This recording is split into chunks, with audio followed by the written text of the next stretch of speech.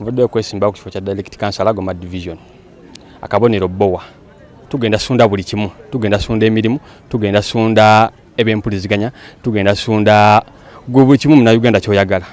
Naye nga abantu bange aba Goma Division Nyenje Ward nvuddeyo kubaweereza tukoye ba councillors abadde batulimbalimba kuba councillor basinga bafere. Councillor ogulote Sowani nozanjura mu kyalo ate no mwana ozitujjako notugamba nti Sowani zo zabeewuwo. Obusibu mativu ate si buntu bulamu. Twagala councillor oteeke ekintu mbantu nti ndese kino nga kye kintu kyolese. Omenyi wa mateeka bungi buyimidde ku kyalo kyaffe. Ku byalo byonna ebitaano. Naye ngenda kufuuka okulaba nga mbulwanyisa nga nkolagana ne baganda bange abansingako kubesa wano ndi wano. Oyinza okugamba naye omwana azze kiki kyaleese oba ekimuvuddeyo okwesimbawo. Yinza okuba sina kye ngatako ky'amaanyi nate nga nina abanene bengenda okolagana nabo. Tuleete ebitaala ku makubo. Tuleete emirimu abaana bafune buli muntu yenna afune kyalina okufuna kansala kyaleeta.